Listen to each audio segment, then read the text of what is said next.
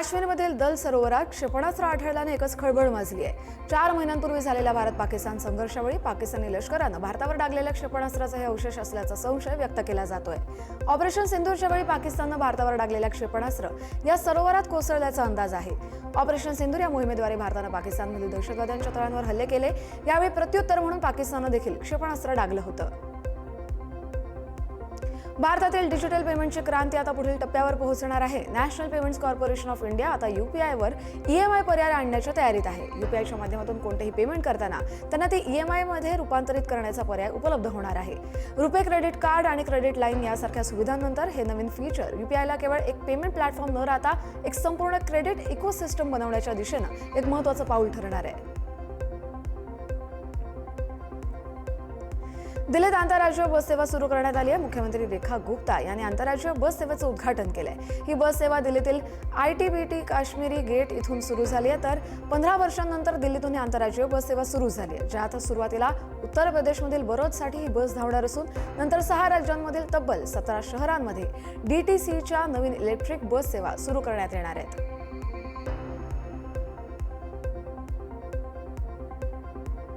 ऑक्टोबरमध्ये भारत ड्रोन आणि counter drone सराव करणार आहे, अशी माहिती एअर मार्शल आशुतोष दीक्षित यांनी दिली आहे। पाकिस्तान आपल्यासारखं बनवण्याचा प्रयत्न करतोय, असं देखील ते यापुढे म्हणाले। ऑक्टोबरच्या पहिल्या आठवड्यात भारत कोल्ड स्टार्ट नावाचा एक मोठा लष्करी सराव करणार आहे। या सरावात ड्रोन आणि काउंटर ड्रोन सिस्टीमची चाचणी घेण्यात येणार आहे। या सरावात आपल्या हवाई संरक्षण यंत्रणेची ताकद आणि कुठे सुधारणा आवश्यक आहे त्याचं मूल्यांकन देखील केलं जाईल। या सरावाचं उद्दिष्ट नवीन हवाई धोक्यांविरुद्ध सैन्याच्या तयारीची चाचणी घेणं हा आहे। सोमवारी 24 कॅरेट सोन्याचे दर जीएसटीसह प्रति 10 ग्रॅम 1,15,978 रुपयांच्या उच्चांकावर पोहोचले होते। मंगळवारी सकाळी बाजार उघडताच 1,339 रुपयांची वाढ नोंदवली गेली। त्यामुळे सोन्याच्या दरानं 1,17,317 रुपयांचा नवा उच्चांक गाठलाय। 3 आठवड्यांच्या कालावधीत सोन्याच्या किमतीत तब्बल 8,850 रुपयांची वाढ झाली आहे, तर चांदीमध्ये देखील 1,030 रुपयांनी वाढ झाली आहे। शहरात सोमवारी चांदीचे दर जीएसटीसह प्रति किलो 1,38,020 रुपयांच्या उच्चांकापर्यंत पोहोचले होते, तर मंगळवारी सकाळी बाजार उघडताच त्यात 1,030 रुपयांची वाढ नोंदवली गेली। मध्य प्रदेश पोलिसांच्या कोठडीत देवा पारधी या संशयिताच्या मृत्यू प्रकरणी सर्वोच्च न्यायालयानं मंगळवारी केंद्रीय अन्वेषण विभागावर ताशेरे ओढलेत। देवा पारधी याचा पोलीस कोठडीत हृदयविकाराच्या धक्क्यानं मृत्यू झाल्याचा दावा मध्य प्रदेश पोलिसांनी केलाय। मात्र पोलिसांनी आपल्या मुलाचा छळ केला, त्याला मारून टाकलं असा आरोप मृताच्या नातेवाईकांनी केलाय। 26 वर्षीय देवाच्या मृत्यूला कारणीभूत असलेल्या संजीव सिंग मावई आणि उत्तम सिंग कुशवाह या पोलीस अधिकाऱ्यांना 1 महिन्याच्या आत अटक करावी असे आदेश यानंतर सुप्रीम कोर्टानं 15 मेला दिले। मात्र त्याचं उल्लंघन झाल्याचा आरोप मृताच्या आईनं अवमान याचिकेत केलाय। त्यावर न्यायाधीश बी नागरत्ना यांच्या समोर सुनावणी पार पडली। राजस्थानमधील भिलवाडामध्ये एक धक्कादायक घटना घडली आहे। 15 दिवसांच्या नवजात बाळाच्या तोंडात दगड कोंबून दगड बाहेर पडू नये म्हणून मुलाचे ओठ फेविकॉलने चिकटवल्याची विकृत घटना घडली आहे। गुरं चालणाऱ्या एका माणसानं हे दृश्य पाहिलं। त्यानं जवळून पाहिलं तेव्हा त्याची अवस्था बघण्यासारखी नव्हती। त्यानं सावकाश मुलाचे चिटकवलेले ओठ वेगळे केले, तोंडातून दगड काढला, ते आत त्याच्यावर उपचार सुरू केले। सध्या मुलाला बिलोजिया इथल्या शासकीय रुग्णालयात उपचार सुरू असून त्याला कोणी फेकलं याचा तपास सुरू आहे। दिल्लीतील एका प्रसिद्ध आश्रमात सुरू असलेलं घाणेरडं कृत्य उघडकीस आलंय। संचालक चैतन्यानंद यांच्यावर 17 विद्यार्थिनींनी अत्याचाराचे आरोप केलेत। आश्रमातील काळं सत्य समोर येताच एकच खळबळ माजली आहे। आश्रमात शिकणाऱ्या 17 मुलींनी तिथे होणाऱ्या घाणेरड्या कारवाईंचं रहस्य पोलिसांसमोर उघड करताच आश्रमाचे प्रमुख स्वामी चैतन्यानंद यांनी पळ काढलाय।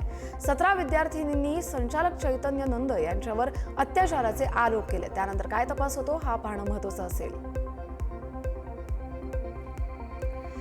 उत्तर प्रदेशमधील बरेलीमध्ये एका डॉक्टरनं आपले अनैतिक संबंध लपवण्यासाठी नर्सची क्रूरपणे हत्या केल्याची धक्कादायक घटना घडली आहे। डॉक्टर नादिया नर्सला नशेचं इंजेक्शन देऊन बेशुद्ध केलं, त्यानंतर तिला कारखाली चिरडून जीवे मारण्याचा प्रयत्न केला।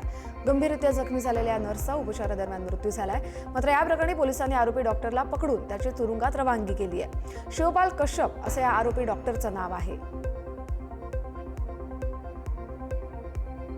कर्नाटकची राजधानी असलेल्या बंगळुरू शहरात सध्या खराब रस्त्यांचा प्रश्न गंभीर बनत चाललाय. तसंच खराब रस्त्यांच्या प्रश्नावरून कर्नाटकमधील काँग्रेसच्या सरकारवर देखील टीका होतीये. त्यातच आता बंगळुरूमधील रस्त्यांच्या प्रश्नाबाबत उपमुख्यमंत्री डी.के. शिवकुमार यांना प्रश्न विचारला असता संतापलेल्या शिवकुमार यांनी खड्ड्यांवरून राज्य सरकारचा बचाव करताना केंद्र सरकारवर टीका केली आहे. पंतप्रधानांच्या निवासस्थानासमोर देखील खड्डे आहेत, ते प्रसार माध्यमातून दाखवले पाहिजेत. खराब रस्ते ही संपूर्ण देशातील समस्या आहे. मी एवढंच सांगू इच्छितो, खड्डे प्रत्येक ठिकाणी आहेत, मात्र प्रसार माध्यमांना केवळ कर्नाटकमधील खड्डेच दिसत आहेत. ही बाब काही योग्य नाही, अशा शब्दात शिवकुमार यांनी नाराजी व्यक्त केली आहे. पश्चिम बंगालची राजधानी असलेल्या कोलकाता शहरात सोमवार रात्रीपासून पडलेल्या मुसळधार पावसामुळे विजेचा धक्का लागून 10 जणांचा मृत्यू झालाय. कोलकातामध्ये गेल्या 4 दशकातील सर्वाधिक पावसाची नोंद झाली आहे. हा पाऊस अभूतपूर्व असल्याचं मुख्यमंत्री ममता बॅनर्जी यांनी देखील म्हटलंय. तर नागरिकांना घराबाहेर न पडण्याचं आवाहन देखील करण्यात आलंय. कोलकात्यात 24 तासांपेक्षा कमी कालावधीत 251.4 मिलीमीटर पाऊस नोंदवला गेलाय. इथे 1986 पासून पडलेला हा सगळ्यात जास्त पाऊस आहे. तर गेल्या 137 वर्षांमध्ये हा 6व्या क्रमांकाचा पाऊस असल्याची माहिती दिली गेली आहे. या अतिवृष्टीमुळे कोलकात्यामधील जनजीवन पूर्णपणे विस्कळीत झाले आहे.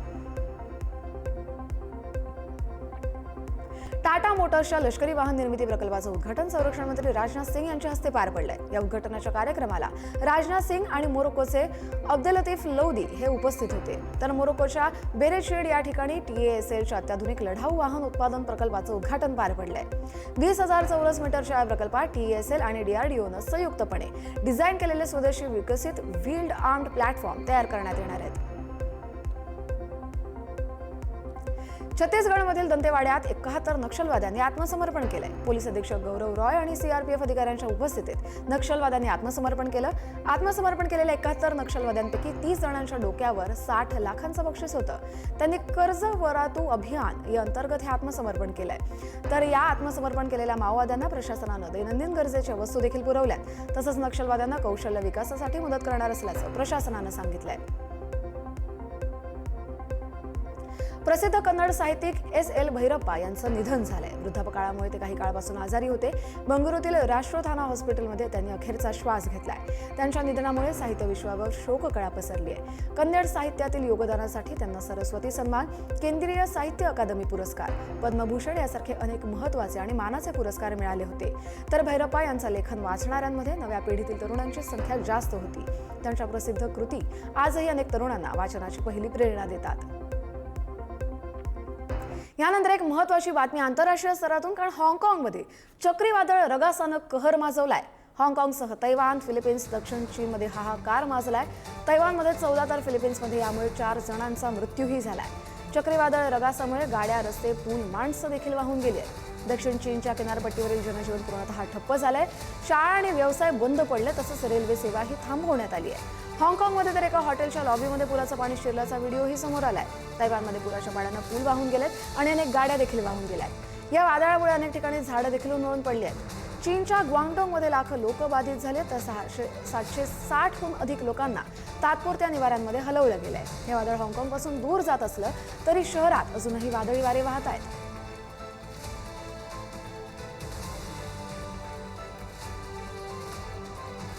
तर हाँगकाँगमध्ये सध्या रगासा या चक्रीवादळानं हाहाकार माजवलाय. गेल्या अनेक वर्षातील सगळ्यात शक्तिशाली चक्रीवादळांपैकी हे एक वादळ आहे. तैवान, फिलिपिन्स, हाँगकाँगसह दक्षिण चीनमध्ये यानं हाहाकार माजवलाय. हाँगकाँगमध्ये समुद्रात लॅम्पपोस्टपेक्षाही उंच लाटा उसळत आहेत. घराची छतं उडून गेली आहेत, तर झाडं देखील उन्मळलेत आणि इमारतींचं देखील या रगासा चक्रीवादळामुळे मोठं नुकसान झालंय. चीनच्या ग्वांगडोंगमध्ये 10 लाखांहून अधिक नागरिकांचं स्थलांतर करण्यात आलंय. ग्वांगझू आणि जुआईमधील अनेक विमानांची उड्डाणं देखील रद्द करण्यात आली आहेत. तर रगासामुळे तैवानमध्ये 14, फिलिपिन्समध्ये 4 जणांचा मृत्यू झालाय. 200 किलोमीटर प्रति तास वेगानं वारे वाहतात आणि रगासाची वाटचाल पर्ल रिवर डेल्टाच्या दिशेनं सध्या सुरू आहे. इतर काही आंतरराष्ट्रीय बातम्या पाहूयात. अमेरिकेचे राष्ट्राध्यक्ष डोनाल्ड ट्रम्प यांनी मंगळवारी पुन्हा एकदा भारत आणि पाकिस्तानमधील युद्ध थांबवल्याचा दावा केलाय. तरी 15 मिनिटं भाषण करायचं होतं, परंतु त्यांनी 55 मिनिटं भाषण दिलं. न्यूयॉर्कमध्ये संयुक्त राष्ट्रांच्या महासभेत भाषण करताना ट्रम्प यांनी असं म्हटलंय की जगात सुरू असलेली 7 युद्ध थांबवण्याची जबाबदारी संयुक्त राष्ट्रांची होती, पण ती सगळी युद्ध मी थांबवली.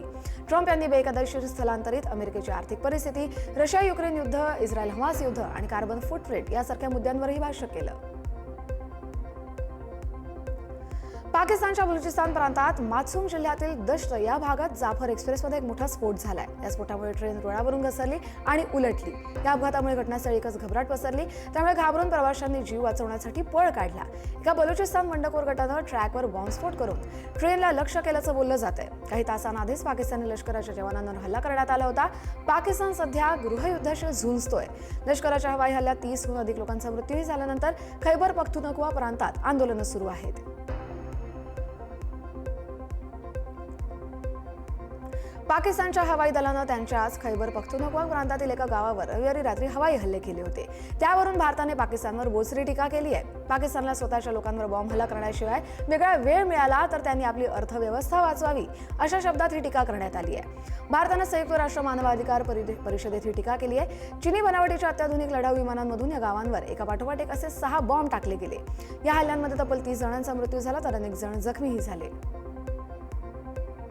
न्यूयॉर्क पोलिसांनी ट्रम्प यांच्या ताब्यासाठी चक्क फ्रान्सच्या राष्ट्राध्यक्षांची गाडी रोखली. त्यांनी मॅक्रॉन यांनी ट्रम्प यांना फोन केला. त्यामुळे तुमच्यामुळे रस्ता बंद, लवकर रस्ता मोकळा करा अशी विनंतीही त्यांनी केली. सोमवारी रात्री संयुक्त राष्ट्रांच्या महासभेत भाषण केल्यानंतर मॅक्रॉन विश्रांतीसाठी फ्रेंच दूतावासाकडे निघाले होते. त्यावेळी त्यांची गाडी राष्ट्राध्यक्ष ट्रम्प यांच्या ताफ्यानं अडवली. तेव्हा ते खाली उतरले आणि पोलीस अधिकाऱ्यांकडे त्यांनी चौकशी केली. याचा एक व्हिडिओ सध्या सोशल मीडियावर देखील व्हायरल होतोय. त्यात ते ट्रम्प यांना फोन करून आणि रस्ता मोकळा करण्यास सांगताना दिसत आहेत.